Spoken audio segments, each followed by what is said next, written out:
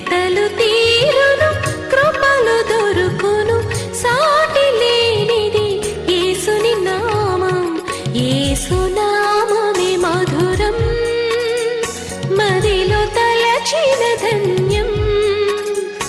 యేసునామమే మధురం. ప్రభువునందు ప్రియమైన దేవుని బిడ్డలారా, నేటి వాక్య ధ్యానమునకు సహకారం ఇచ్చిన కుటుంబము వివరము. నాగన్నగూడెం వాస్తవ్యులు జుజ్జువరపు సుదర్శన్ గారు, జుజ్జువరపు పద్మ గారు, కుమారుడు వెంకీ, మధుబాబు, కుమార్తె ప్రీతి సహకారాన్ని ఇస్తున్నారు. దేవుని దాసులు సుదర్శన్ గారు, పద్మ గారు, బిడ్డలు వెంకీ, మధుబాబు, ప్రీతిలను దేవుడు దీవించాలని ప్రార్థిద్దాము. ప్రార్థన. మమ్మలను మిక్కిలిగా ప్రేమిస్తున్న మా ప్రియ పరలోకపు తండ్రి, మీకు వందనాలు, స్తోత్రాలు. మీ దాసులు సుదర్శనం గారు, పద్మ గారు, మధుబాబు, వెంకీ, ప్రీతి గారులు ఇచ్చిన సహకారమును బట్టి మీకు కృతజ్ఞతలు ప్రభువా. తండ్రి అని పిలిచే భాగ్యం మా అందరికి ఇచ్చారు. నిన్ను సేవించుట, నిన్ను ప్రచురపరచుట గొప్ప ఆధిక్యత. అట్టి ఆధిక్యత సుదర్శన్ గారికి, పద్మ గారికి మీరు ఇచ్చినందుకు వందనాలు. ఈ బిడ్డలను దీవించండి, ఆశీర్వదించండి. ఎపిసోడ్ సహకారులను పంపించండి. మీ కృపలో మమ్ములను ఎల్లరినీ దీవించండి. మా రక్షకుడైన యేసుక్రీస్తు ప్రభువు నామంలో నేటి వాక్య ఉపదేశమును బలముగా మా ప్రజలకిమ్మని వేడుచున్నాము తండ్రి. ఆమెన్. ప్రియమైన దేవుని బిడ్డలారా, హెబ్రీ పత్రిక 7వ అధ్యాయము మీ కనుల ఎదుట ఉంచుకొనండి. హెబ్రీ పత్రిక 7వ అధ్యాయము 28 వచనాలు కలిగినటువంటి అధ్యాయము, దీర్ఘమైనటువంటిది. దీనిలో యాజకత్వాన్ని గురించి రాస్తున్నాడు. యాజకత్వము అనగానే మనకు గుర్తొచ్చే పేరు లేవీయుల యాజకత్వం. లేవీయులు యాజకులు. ఈ యాజకులలో ప్రధాన యాజకుడు అహరోను. ఏమిటి అసలు వీళ్ళెవరు? ఏమిటి? యేసుక్రీస్తు ఎలాగున వీరిలో ఘనుడయ్యాడు, గొప్పవాడయ్యాడు తెలుసుకోవాలి. కనుక 7వ అధ్యాయం మీరు చూచే ముందు యేసుక్రీస్తు ప్రభువు ఒక యాజకుడిగా ఏ విధంగా తాను దేవుని ఎదుట మన కొరకు నిలిచాడు అనేది అర్థం చేసుకోవటానికి యాజక వ్యవస్థ మీకు అర్థం కావాలి. యాజకత్వం అంటే అర్థం కావాలి, యాజక వ్యవస్థ ఏమిటో అర్థం కావాలి, యాజక ధర్మము, ఉద్దేశము ఏమిటో మీకు తెలియాలి. 6వ అధ్యాయం చివరిలో మనం యేసుక్రీస్తు నందున్న మన విశ్వాసము, ఆయన మూలముగా కలిగిన నిరీక్షణ, మన ఆత్మ ఆ నిరీక్షణ చేత ఇటు అటు కదలక స్థిరంగా ఉండేటట్లు నియమించబడింది అని చూచాము. నిరీక్షణ, యేసుక్రీస్తు నందలి నిరీక్షణ మన ఆత్మకు లంగరు వంటిది అన్నాడు 6వ అధ్యాయంలో. 7వ అధ్యాయంలో ఆ నిరీక్షణ ఏమిటి? యేసుక్రీస్తు యొక్క రాకడ మానవ జీవితంలో అల్టిమేట్ గోల్ శారీరక పునరుత్థానం. కనుక దానికి కావలసిన ఫండమెంటల్ బేసిక్ రిక్వైర్మెంట్ ఏమిటి అంటే యాజకత్వం. కొంచెం జాగ్రత్తగా మీరు వింటే అర్థమయ్యేటట్టుగా చెబుతాను. యాజకులు అనేటువంటి విధానము మనకు లేవియ కాండములో మోషే గారు రాశాడు. లేవియ కాండము గనుక మీరు చూస్తే లేవియ కాండంలో ప్రభువు చెప్పినది లేవీయులను తాను ఎన్నిక చేసుకున్నాను అన్నాడు.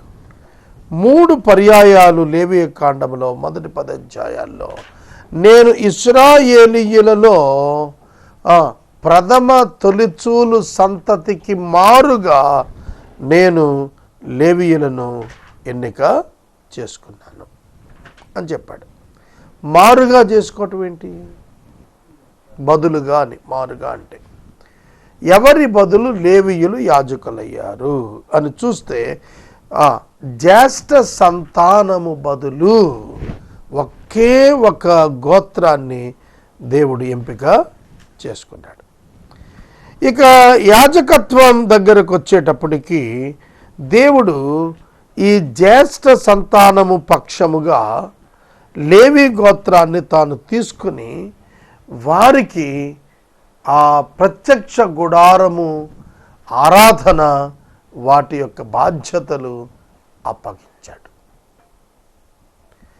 దేవుని ప్రణాళిక ఏమిటి అని మనం చూస్తే ఐగుప్తులో చెరలో ఉన్నటువంటి ఇశ్రాయేలీయులను విమోచించి కనానునకు నడిపించుటకు దేవుడు ఇష్టపడ్డాడు. కనానుకు చేర్చాడు. అది చరిత్ర. కనాను దేశమునకు వారు వెళ్ళిన తరువాత ఆ స్వాస్థ్యాన్ని వాళ్ళు పొందిన తరువాత ఆ స్థలంలో నిత్యము దేవుని నివాసము వారి మధ్య ఉండగా దేవునికి వారు యాజకత్వము జరిగించినట్లుగా దేవుడు వారిని ఏర్పాటు చేసుకున్నాడు. జ్యేష్ఠులలో ప్రథముడు, ప్రతి జ్యేష్ఠునిలో ప్రథముణ్ణి దేవుడు కోరుకున్నాడు. ఇశ్రాయేలు గోత్రాలు 12 గోత్రాలు లెక్కించబడ్డాయి. ఈ వివరం కొంచెం తెలుసుకోండి. ఇశ్రాయేలు అంటే యాకోబుకి 12 మంది కొడుకులు. 12 మంది కొడుకుల్లో 11వ వాడు యోసేపుకు 2 కుమారులు ఎఫ్రాయిము, మనషే. లేవీయులను వినాయించి వెలుపటకు తీసి ఈ మిగిలినటువంటి ఈ 12 మందికి గోత్రాలు ఇచ్చాడు. ఈ 12 గోత్రాల్లో జ్యేష్ఠత్వపు హక్కు ప్రస్ఫుటంగా యోసేపుకి వచ్చింది. అందుకే అతని నుండి స్వాస్థ్యం డబుల్ 2 కొడుకులకి వెళ్ళింది, ఎఫ్రాయిము, మనషే. జ్యేష్ఠత్వపు హక్కు అంటే ఏమిటంటే తండ్రి యొక్క సమాన వాటా పెద్ద కుమారునికి వస్తుంది. కాబట్టి అతడు మిగిలిన సహోదరుల కంటే గొప్పవాడుగా ఉంటాడు, ప్రముఖుడుగా ఉంటాడు. కావున దేవుడు తన యొక్క జ్యేష్ఠ కుమారునిగా, లేదంటే తను ఇశ్రాయేలీయుల గోత్రాలలో ఇచ్చినటువంటి జ్యేష్ఠులందరి పక్షంగా జ్యేష్ఠ పుత్రుని పక్షంగా లేవీయులను వినాయించుకుని వాళ్ళను ఆ ప్లేస్లో అంగీకరించి వారు తనను ఆరాధించాలి అని, తన సన్నిధిలో కనపడాలని చెప్పి ఎప్పుడు కూడా కోరుకున్నాడు. అందుకనే లేవి గోత్రాన్ని యాజకులన్నది వారికి ప్రత్యేకంగా విధులను లేవియా కాండంలో రాస్తూ వచ్చాడు. సంఖ్యాకాండంలో మనకు జనసంఖ్యలు కనిపిస్తాయి, అందుకే అది సంఖ్యాకాండం అయింది. నంబర్స్, లెక్కించటం. ఈ లెక్కించుట ప్రారంభం అయినప్పుడు దేవుడు ఏం చెప్పాడంటే 12 గోత్రాలు లెక్కించు కానీ లేవీయులను లెక్కించవద్దు అన్నాడు. అప్పుడు 6,03,550 మంది లెక్కించబడ్డారు 12 గోత్రాల్లో. ఆ తరువాత ఇశ్రాయేలు కుటుంబాలన్నింటి చొప్పున కుటుంబాలన్నింటిలో జ్యేష్ఠులను లెక్కించినప్పుడు థౌజండ్స్ ఆఫ్ ఎల్డర్స్ వచ్చేశారు. వాళ్ళ కొరకు ఈ లేవీయులను ప్రతిష్ఠించి రీప్లేస్ చేశాడు. In the place of first Born in 12 tribes. God selected and elected the tribe Levites. లేవీయులను లెక్కించుకుని తాను వారిని ఏర్పాటు చేసుకున్నాడు. వారికి ఏమి పని ఉండదు, దేవుని పని తప్ప మరొక పని చేయటానికి వీల్లేదు. వాళ్ళు యాజకత్వమే చూసుకోవాలి. వాళ్ళకి చాలా ఆధిక్యత ఉన్నది, మామూలు ఆధిక్యత కాదు. 12 గోత్రాల వారిని జనసంఖ్యలో లెక్కించటానికి 20 సంవత్సరాల వయసు పైబడినోడిని లెక్కేస్తే లేవీయులను వారిలో వారు అంతర్గతంగా లెక్కించుకున్నప్పుడు 1 నెల కంటే ఎక్కువ మంది ఉన్న వాళ్ళను లెక్కలోకి తీసుకున్నాడు. కనాను దేశము నుండి దేవుడు తన రాజ్య పాలన తన ప్రజల మధ్యన చేస్తూ వచ్చినప్పుడు దేవుని సన్నిధి వారి మధ్య ఉండేటట్టుగా, దేవుని పక్షంగా మనుషులు తిరిగేటట్టుగా, దేవుని ఎదుట మనుషులను రిప్రజెంట్ చేయటానికి యాజకులను దేవుడు ఎన్నిక చేసుకున్నాడు. The first born among all the families replaced with లేవైట్స్.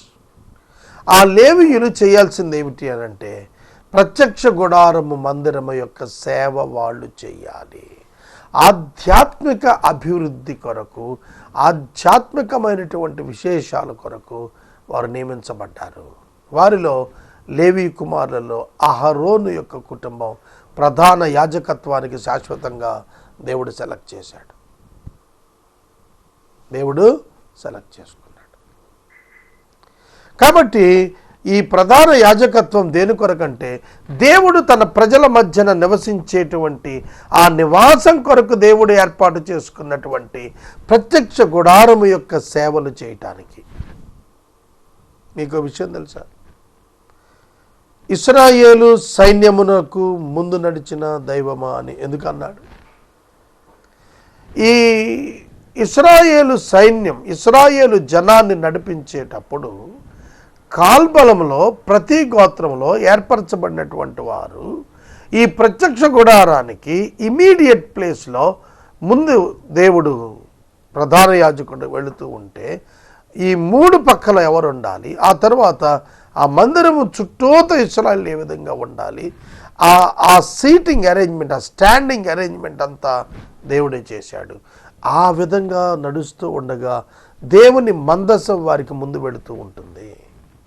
దేవుని మందసం వారి ముందు వెళుతుంది కనుక ఇశ్రాయేలు సైన్యాలకి ముందు నడిచిన దైవమా అని ఆ మందసాన్ని బట్టి పేరు వచ్చింది.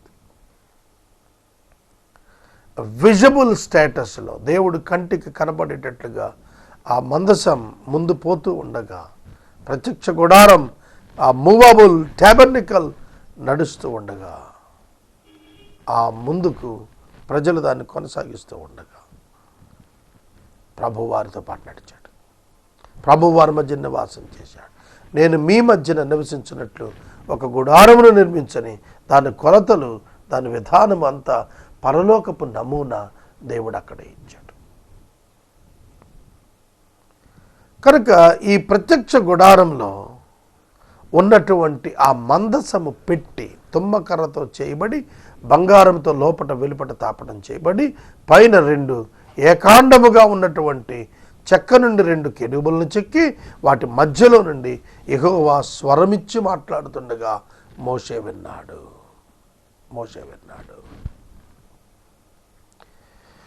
God's presence in the midst of Israel. ఇశ్రాయేలీల మధ్య దేవుని యొక్క సన్నిధానాన్ని జ్ఞాపకం చేస్తుంది ప్రత్యక్ష గుడారం.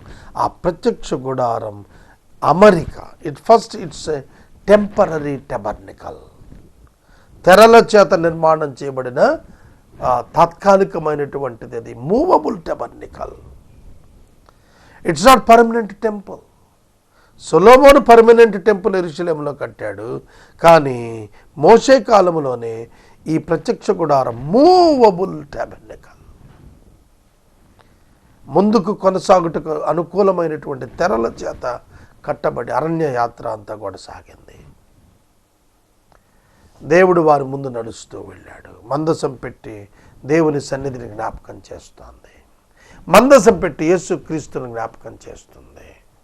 మందసం పెట్టి తుమ్మకర్ర శరీరానికి పోలిక, బంగారము దైవత్వానికి పోలిక, రెండూ కలిపి ఉన్నటువంటిది మందసం పెట్టి. యేసుక్రీస్తు దేవుని కుమారుడు, యేసుక్రీస్తు మనుష్య కుమారుడు, యేసుక్రీస్తు హైపోస్టాటిక్ యూనియన్. సంపూర్ణ మానవుడు, సంపూర్ణ దేవుడు. God dwelled in the body of Jesus. యేసుక్రీస్తు యొక్క శరీరంలో దేవుడు సంపూర్ణంగా నివసించి తాను దేవునిగా, తనను మనుషునిగా ఈ లోకంలో చేశాడు. దేవుని ఎదుట మానవునిగా, మనుషుల ఎదుట దేవునిగా యేసుక్రీస్తు ప్రభువుని దేవుడు ఇచ్చి దేవునికి మానవునికి మధ్యన అనుసంధానకర్త, మధ్యవర్తిగా దేవుడు చేశాడు. కాబట్టి యేసుక్రీస్తు ప్రభువుకి ఇది పోలికంటానికి 3 విశేషాలు ఉన్నాయి. ఒకటి, చిగురించిన అహరోను కర్ర. ఈ చరిత్ర మీకు తెలుసు.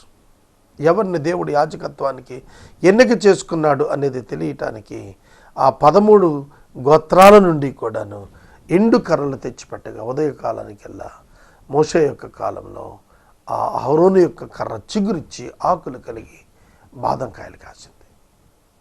ఎండు కర్ర కాయటం ఏంటి? Without the base of the earth, భూమితో సంబంధం లేకుండా ఒక ఎండు కర్ర చిగురించగలదా? ఎండినటువంటి ఆ కర్ర చిగురించిన తర్వాత ఎండకుండా 100 సంవత్సరాలలో ఉండగలుగుతుందా? కాబట్టి అహరోను చిగురించిన కర్ర అతని యాజకత్వానికి గుర్తు కాగా అది ఆ ప్రత్యక్ష గుడారంలో మందసం పెట్టెలో అది ఉంచబడాలి. అహరోను యొక్క చిగురించిన కర్ర అక్కడ ఉంచబడింది. ఆకాశము నుండి కురిసినటువంటి మన్నా కలిగిన బంగారు పాత్ర ఉంచబడింది. 100 సంవత్సరాలు ఆ పాత్ర అలాగే ఉంది. ఆ మన్నా పాడు కాలేదు. జీవాహారాన్ని సూచిస్తున్న మన్నా, నిరంతర యాజకత్వాన్ని సూచిస్తున్నటువంటి అహరోను యొక్క చిగుర్చిన కర్ర,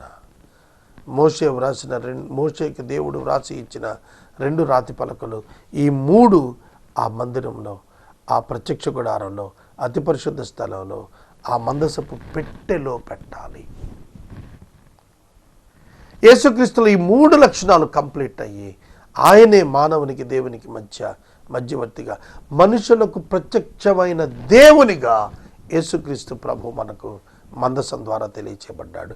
అట్టి దేవునికి యాజకులుగా ఉండటానికి లేవీయులు పిలువబడ్డారు. ఈ లేవీయులు చేయాల్సింది ఏంటంటే ఆ యొక్క యాజకత్వం యొక్క పనులన్నీ చేయాలి. దానికి ఒక ఆవరణం ఏర్పరచాలి. తెరలతో కూడిన ఒక ఆవరణము, ఒకే గుమ్మము ఏర్పరచాలి. ఆ గుమ్మము తిన్నగా ఒక గుడారం ఏర్పరిచి దాని ద్వారం పెట్టాలి. ఆ ద్వారం అది లోపలికి వెళ్ళినప్పుడు ఆ లోపల ఉన్నటువంటి ఆ యొక్క తెరల మధ్య ఉన్న హాల్ని 2 భాగాలు చేయాలి. ఒకటి అతి పరిశుద్ధ స్థలం, 2 పరిశుద్ధ స్థలం. పరిశుద్ధ స్థలంలోనికి యాజకులు వెళ్ళవచ్చును. అతి పరిశుద్ధ స్థలములోనికి సంవత్సరానికి ఒక్కసారి జాతీయ ప్రాయశ్చిత్త దినం ప్రతి 7వ మాసం 10వ తారీఖున ప్రధాన యాజకుడు తన ప్రత్యేకమైనటువంటి అలంకరణతో నిర్దోష రక్తాన్ని తీసుకుని లోనికి వెళ్ళి తన కొరకు, తన ప్రజల కొరకు, వారి పాపం కొరకు ప్రాయశ్చిత్తం చేస్తాడు. అతని ఒంటికి గంటలుంటవి.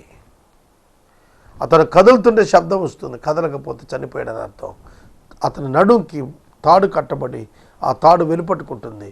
ఆ తాడుతో లాగాలి. ఆ ప్రత్యక్ష గుడారంలో అతి పరిశుద్ధ స్థలములోనికి ఎవడు వెళ్ళ వీలు లేదు. మందసం పెట్టి ఎవడు తాకినా చచ్చిపోతాడు. It's like a power house. ఇశ్రాయేలీల శక్తి ఉన్నది అక్కడే. ఇశ్రాయేలీల దేవుని ప్రత్యక్షతకు అది గుర్తయితే ఆ ప్రత్యక్షతలోనికి వచ్చిన ఆ దేవునికి యాజకత్వం చేయటం, ప్రజల కొరకు బలులను ఇవ్వటం, ప్రజలను దేవుని యొద్దకు నడపటం, దేవుణ్ణి ప్రజలతో అనుసంధానం చేయటం, ఈ గ్రేట్ జాబ్ చేస్తున్న కారణంగా వారు ఇతర ఏ పనులు చేయటానికి వీల్లేదు. 12 గోత్రాల వారు వారి దశమ భాగాలు తెచ్చి దేవాలయములో ఇచ్చి లేవీయుల పోషణకు, అలాగే ప్రతి పంటలో ప్రథమ ఫలము కృతజ్ఞతార్పణలు తీసుకుని వచ్చి ఇవ్వాలి. ఆ విధంగా దేవుడు వారిని పోషించడానికి ఏర్పాటు చేయగా లేవీయులు ఏ పని చేయక దేవుని పోషణ చేత పోషించబడ్డారు, అర్పణల చేత పోషించబడ్డారు. యాజకులు ఇచ్చిన బలులలో వచ్చినటువంటి బలిమాంసములో నుండి వాళ్ళు పోషించబడ్డారు. ఎవరైతే మందిర పనిలో ఉన్నారో వారు మందిర పని చేతనే పోషించబడేటట్లుగా దేవుడు నియమం ఇచ్చాడు. అందుకని లేవీకాండం చాలా శ్రేష్టమైన గ్రంథం. లేవీకాండం అంతా కూడా ఒక లేవీయుడే విధంగా ఉండాలి. ఇశ్రాయేలు 12 గోత్రాల వారు ఏ గోత్రంలో వారు ఆ గోత్రంలో వారిలో వారు వివాహాలు చేసుకునేవాళ్ళు. అయితే లేవీయులనే వివాహం చేసుకునేవాళ్ళు. లేవీయులను వివాహం చేసుకోవాలి. లేవీయుడు ప్రత్యేకమైనటువంటి వానిగా జీవించు. అతని అలవాట్లు వేరు, అతని యొక్క ప్రత్యేకతలు వేరు, అతడు జీవించు విధానం వేరు. అతడు దేవుని నిమిత్తం ప్రజల ఎదుట బ్రతికేవాడు. కాబట్టి అటువంటి యాజకత్వం ఎందుకు ఏర్పాటు చేశాడంటే దేవుని యొద్దకు ఏ నరుడు వెళ్ళలేడు. మానవుడు పాపం చేసినందున మానవుని పాపము దేవునికి మానవునికి మధ్య అడ్డుగా వచ్చి దేవుని ముఖమును మానవుడు చూడలేకపోతున్నాడు. కాబట్టి దేవుడు మానవుని పక్షంగా అంగీకారం పొందాలి అని అంటే గనక దేవుడే స్వయంగా ఒక కార్యం చేయాల్సి వచ్చింది. తానే తన వాక్యమునకు శరీరాన్ని ఇచ్చి ఈ లోకానికి పంపి ఆ శరీరం మీద దేవుడే స్వయంగా మానవ పాపాన్ని మోపి ఆ పాపానికి దేవుడే శిక్షను యేసు శరీరం మీద విధించి మనుషులకు రక్షణ, విమోచన, విడుదల కలిగించాడు. కాబట్టి మనకు హెబ్రీ పత్రిక 7వ అధ్యాయం చెబుతోంది ఏంటంటే ఒక గొప్ప యాజకత్వం గురించి మాట్లాడుతూ, యాజకత్వం అంటే ఏంటో యూదులకు తెలుసు కనుక వారికి తెలిసిన దానిలో నుండి వారు తెలుసుకోవలసినటువంటి దాన్ని గ్రేట్ కమ్యూనికేషన్ స్కిల్ని వాళ్ళ ముందు పెట్టాడు. తెలిసిన దానిని వివరిస్తూ తెలియబడవలసిన దానిని వివరించాడు. Known to unknown is the best principle in communication. దేవుడు వారికి పరిచయం చేయాలనుకున్నప్పుడు వారికి తెలిసిన యాజకత్వం తీసుకొని, ఆ యాజకత్వం నిరంతర యాజకత్వం కాదది, ఏటేటా మారుతున్నటువంటి యాజకత్వం. యాజకుడు కూడా పాపి, తన కొరకు తాను, తన పాపం కొరకు కూడా తాను నిర్దోష రక్తం తీసుకెళ్లాల్సి వచ్చేది.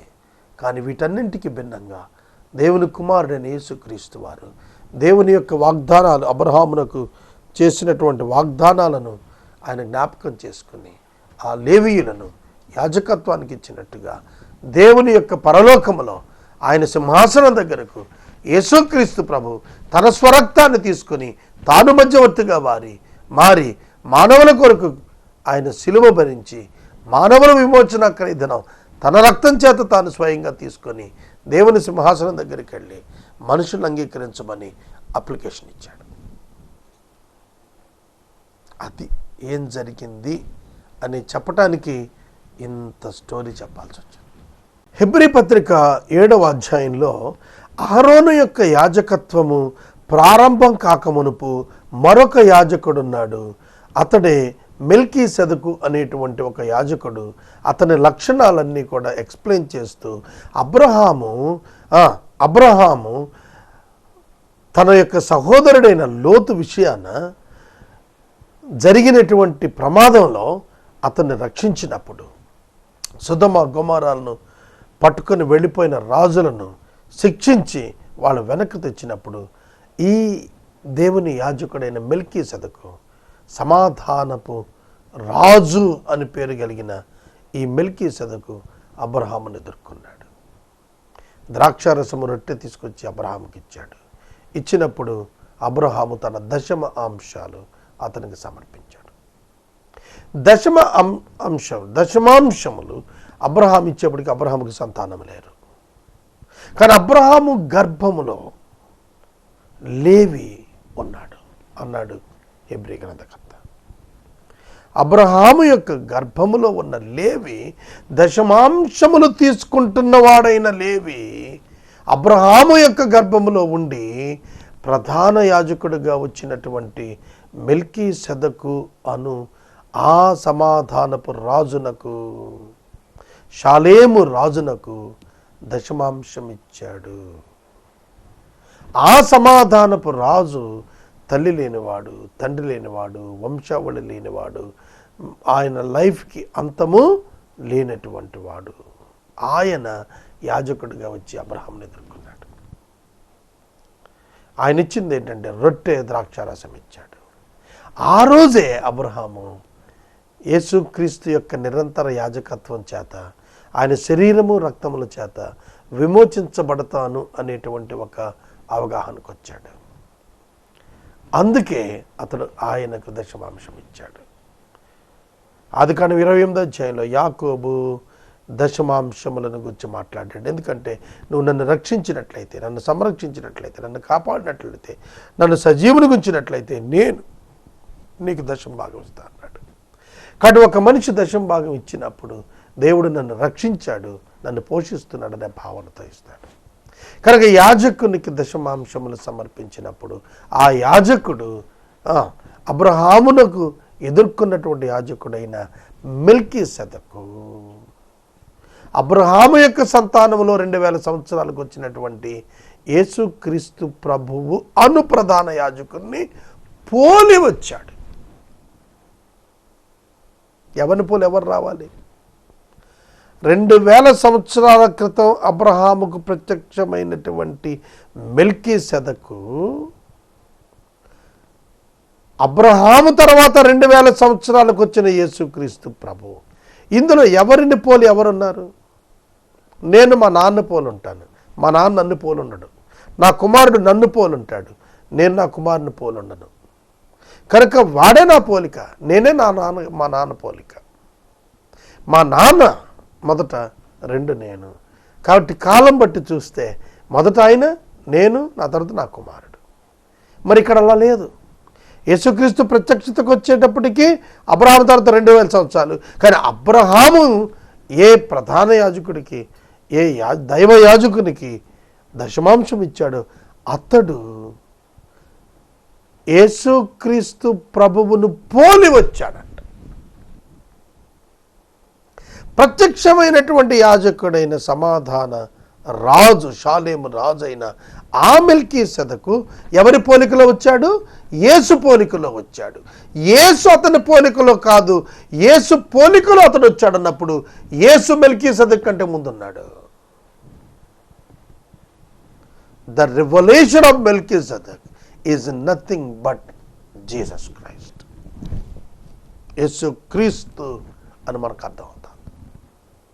యేసుక్రీస్తు ఎవరు అనగా నరావతారంతో ఈ లోకానికి వచ్చి స్వరక్తంతో దేవుని యొద్దకు మనుషుల పక్షంగా చేరగలిగినటువంటి ఏకైక ప్రధాన యాజకుడిగా దేవుడు ఆయనను ముందుగా నియమించుకున్నాకే సృష్టించేశాడు. కాబట్టి యేసుక్రీస్తు అనే ప్రధాన యాజకుడు అంటే ఆయన బలి శాశ్వతమైనటువంటి బలి. సంవత్సరం పాపాలు రిపీట్ అయ్యేది కాదు. Once for all forgiveness, once for all forgiveness. ఒక్కసారిగా సమూలంగా పాపక్షమాపణ ఇచ్చేశాడు, శాశ్వతంగా పాపక్షమాపణ ఇచ్చాడు. క్రీస్తు యేసునందున్నవాడు నూతన సృష్టి. క్రీస్తునందున్న వానికి ఏ శిక్షా విధి లేదు. The salvation is eternal, the salvation is permanent. అది అర్థం కావటానికి 7వ అధ్యాయం రాశాడు హెబ్రీ పత్రికలో. రేపటి వాక్య ధ్యానంలో 7వ అధ్యాయం గురించి నేను మాట్లాడతాను. ప్రార్థన. నేటి వాక్యోపదేశానికి సహకారము ఇచ్చినటువంటి కుటుంబం నాగన్నగూడెం వాస్తవ్యులు జుజ్జువరపు సుదర్శన్ గారు, పద్మ గారు, వారి యొక్క బిడ్డలు వెంకీ, మధు, ప్రీతి. దేవుడు వీరిని దీవించి ఆశీర్వదించును గాక. ప్రార్థన. మమ్మల్ని మిక్కిలిగా ప్రేమిస్తున్న తండ్రి, మా గుండెల నిండుగా మీరున్నందుకు మీకు స్తోత్రాలు. మీరు ప్రధాన యాజకుడు నైనా, ఆది అంతము నీ దినముల ప్రమాణం లేనటువంటి వాడవు నాయన. నీవు మా కొరకు ఈ లోకానికి నరునిగా ప్రత్యక్షమై ఆనాడు నాయన మా కొరకు సిలువలో రక్తాన్ని చిందించి మీ శరీరాన్ని విరిచి మాకిచ్చి దాన్ని భుజించి నిత్యజీవం కలిగిన వారుగా ఉండమని మీ మాటలు మాలో ఫలించేటట్లుగా ఉంచినందుకు మీకు వందనాలు. ఈ ఫిలాసఫీ అర్థం చేసుకోవటానికి సహాయం చేయండి.